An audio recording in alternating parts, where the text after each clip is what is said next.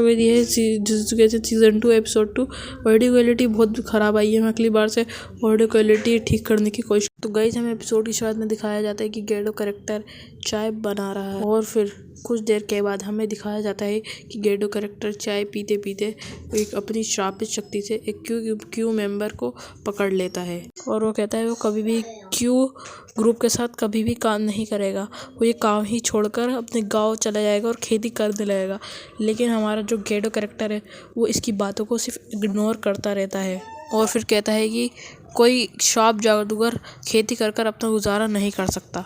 फिर वो Q member कहता है कि तुम बहुत बड़े धोखेबाज हो, तुम मेरी सारी बातें सुन रहे थे। कहता है अभी हमारा लीडर नहीं आया ना। वो कहता है हमारा लीडर तुम्हें आते ही ख़त्म कर देगा। कहता है कि वो बहुत ताकतवर है। और तभी गेडो के फ़ोन में एक मैसेज आता है और वो फ़ोन उठाता है और उस क्यू मेंबर से कहता है कि यही है ना तुम्हारा लीडर। और गोजो ने उसे बहुत बुरा पीट दिया था। तभी हमें तोजी को दिखाया जाता है जो अपने एक दोस्त जो एक बिजनेसमैन है उसके पैसों से रेस लगाता है। तभी उसका बिजनेसमैन दोस्त कहता है कि तुम आजकल क्या कर रहे हो। तो तोजी कहता है कि मैं आजकल कुछ ही नहीं कर रहा, मैं एक गोजो ख़ानदान के लड़के को मारने की तैयारी कर रहा हूँ। मुझे उसे हराना है क्योंकि मैं ज़ेनन ख़ानदान से हूँ। तभी तोजी ने जिस रेसर के ऊपर पैसे लगाए थे वो रेसर का बैलेंस बिगड़ जाता है और वो एकदम से गिर जाता है और रेस कोई और जीत जाता है। इस वजह से तोजी को बहुत ज़्यादा गुस्सा आने लगता है। तभी उसका बिजनेसमैन दोस्त वहाँ से जाने लगता है और फिर वो पलट के पूछता है कि वुशिगुरु कैसा है। तो वो सोचता है और कहता है वुशिगुरु कौन है। तभी वो लड़की को लेकर इधर आ जाते हैं जो डेंगल सर से जुड़ने वाली थी और वो गोजो की गोदी में होती है। वो गोजो को देखती रहती है और उसे देखती रहती है और देखती रहती है और तभी एकदम उसके चांटा मार देती है और खड़ी होकर कहती है कि अगर मेरे पास आने की कोशिश करी तो मैं तुम लोगों को मार डालूंगी। तभी गेडो कहता है कि तुम्हें घबराने की कोई ज़रूरत नहीं है, हम वो लोग नहीं है जो तुम सोच रही हो। और गेडो कहता है कि हमने ही तुम्हें उन गुड्डों से बचा के यहाँ लाए हैं, वरना तो वो तुम्हें वहीं पे मार देते। तभी वो कहती है तुम दोनों चुप रहो, तुम्हारी शक्ल देख के लगता है कि तुम लोग गुंडे हो, तुम लोग मुझे मारने आए हो। तभी कोराए आ जाती हैं जो इस लड़की की परवरिश करती थी। वो कहती है कि मैं डेंगन सर से जुड़ने वाली हूँ। ये भी कहती है कि कुछ लोगों को लगता है कि डेंगन सर से जुड़ना है सीधा सीधा मौत, वो लोग पागल होते हैं। और कहती है कि मौत से बहुत अलग है, वो अगर मेरे शरीर को अपनाएंगे तो मैं डेंगन सर बन जाऊंगी और फिर सब मेरे कदमों के नीचे होंगे। तभी गोजो और गेडो अपनी बातों में मस्त थे और रिको को गुस्सा आता है। वो कहती है कि तुम मेरी बातें सुन क्यों नहीं रहे हो। तभी गोजो को एक इन्फॉर्मेशन मिलती है कि वो जुजुत्सु हाई उस लड़की को लेके नहीं आ सकता, ये डेंगन सर का ऑर्डर है।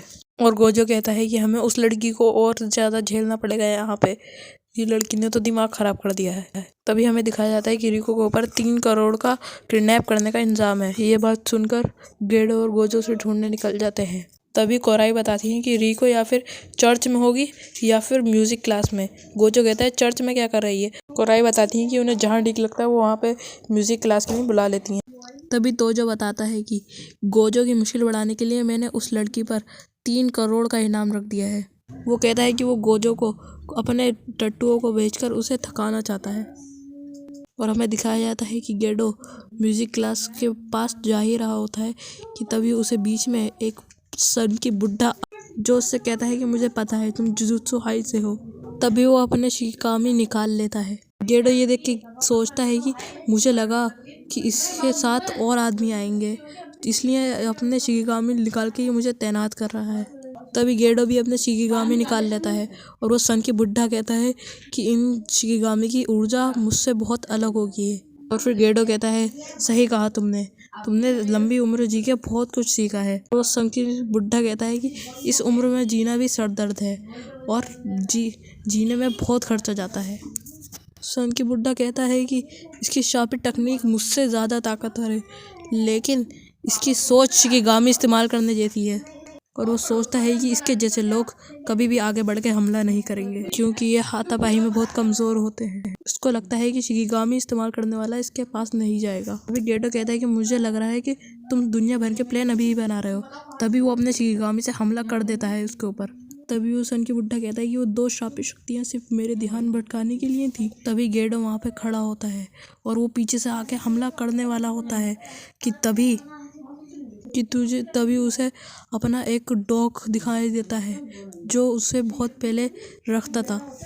और वो उसके पास जाके कहता है कि ये तुम हो, कहता है तासुके ये तुम हो। और वो कहता है कि उस सारे पेरेंट्स अपना सारा पैसा अपने मेरे बड़े भाई पे खर्च करते थे क्योंकि मुझे अंधेरे की चीज़ें दिखती थी और उनको मैं पागल लगता था। लेकिन वो गेडो का बनाया हुआ जाल था। वो उस बुड्ढे के साथ हाथापाई करता है, उसको 2-4 घूंसों में लेटाल देता है। कहता है कि तुमने मुझे झांसा दिया है। और गेडो कहता है कि तुम बस मुझसे शुरुआत से हाथापाई करना चाहते थे और जिन लोगों को सिर्फ एक ही चीज़ आती हो और अगर उनको वो मौका मिल जाए तो बिना कुछ समझे सोचे इंसान के ऊपर कूद पड़ते हैं। और गेडो कहता है अब बताओ तुम कौन से ग्रुप से हो। तभी गोजो भागता भागता चर्च की तरफ जाता है और गेट खोलता है तो उधर सारी लड़कियां गोजो को देखती रह जाती हैं और उस पर लाइन मारने की कोशिश करती हैं। कहती हैं कि तुम कितने प्यारे हो, तुम कितने अच्छे हो, तुम्हारी आंखें इतनी ज़्यादा नीली कहते हैं। उससे हर सवाल पे सवाल ही करती रहती हैं और वो कहती है चुप हो जाओ, ये मेरा कोई नहीं लगता। कहती है तुम तो छुपी रुस्तम निकली रिको। तभी वहाँ पर मैम आ जाती हैं, उसे कहती है तुम इसके भाई हो, इसका मतलब तुम ऐसे नहीं घुस सकते। और वो जल्दी से भागती हुई जाती हैं और गोजो के ऊपर लाइन मारने लगती है और सब बच्चे उछलने लगते हैं। तो मैम उनको डांटती हुई कहती हैं कि एक अच्छा लड़का मिला है, उसका भी मौका तुम गवा दो। तभी वो रिको को लेकर वहाँ से भाग रहा होता है और वो कहता है कि यहाँ पे शाप जादूगर है, तुम्हें यहाँ से निकलना होगा। और फिर वो भागते हैं और भागते हैं, फिर भागते ही रहते हैं और फिर वो एक लंबी सी बिल्डिंग पे चले जाते हैं भागते भागते। फिर वो गोजो से कहता है कि तुम उस लड़की को मेरे हवाले कर दो, मैं तुम्हें यहाँ से जाने दूंगा। गोजो कहता है कि समझ नहीं आ रहा कि आखिर इस लड़की में ऐसा क्या खास है। तभी वो अपनी टेक्निक से उन दोनों को खींच के गिरा देता है। कहता है ये सब असली है। तो फिर वो ये कहता है कि ये शिकिगामी नहीं है, ये सब क्लोन्स है। और वो शाप जादूगर कहता है कि तुमने ये कैसे किया। तभी वो गोजो के ऊपर 2 क्लोन से हमला करता है और वो वहीं पर रुक जाता है। वो कहता है ये क्या है। वो कहता है ये मेरा कवच है, ये एक्टिनेट और टोयोटोइज है, इसलिए माँ बाप ने कहा था कि पढ़ लो। और वो दोनों पर घूसा मार देता है और वो दोनों ढेर हो जाते हैं वहीं पर। तभी गोजो कहता है कि तुम 5 क्लोन बना सकते हो और उसमें से तुम ही डिसाइड करते हो कि तुम्हारा असली शरीर उसमें से कौन सा होगा और तुम बार बार क्लोन बदल कर अपना असली शरीर छुपाते हो। और कहता है कि तुम्हारी टेक्निक तो बहुत अच्छी है पर ये समझ में नहीं आता कि तुम इतने कमज़ोर क्यों हो। तभी गोजो रिको से कहता है कि संभल कर लेना और वो उस सामने की बिल्डिंग के शीशे को तोड़ देता है जहाँ पे वो शाप जादूगर छुपा हुआ था और वो अपनी ग्रेविटी वाली टेक्निक यूज़ करके उसे हवा में उछाल देता है।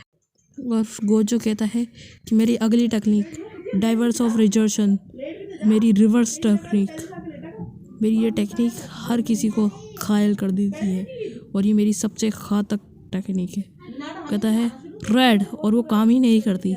उसके बाद में वो उसके ऊपर घूसा मार देता है। वो कहता है कि मुझे मजबूरन घूसा मारना पड़ा, मुझे लगा था मैं इस बार इस टेक्निक को इस्तेमाल कर लूँगा। वो कहता है इस बार मैंने पूरी कोशिश करी फिर मैं ये नहीं कर पाया। क्योंकि तभी रिको देखती है और कहती है ये तो कमाल का बंदा है। कि तभी रिको के फ़ोन में एक मैसेज आता है।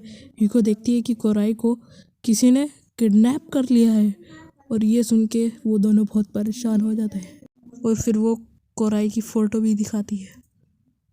तो गाइस ये एपिसोड यहीं पे ख़त्म हो जाता है। गाइस अगर आपको एपिसोड 3 चाहिए तो जल्द से जल्द कमेंट करो यार, मैं इसी वीक एपिसोड 3 लेकर आऊँगा। तो गाइस वीडियो को लाइक एंड चैनल को सब्सक्राइब करना मत भूलना। तब तक के लिए बाय बाय।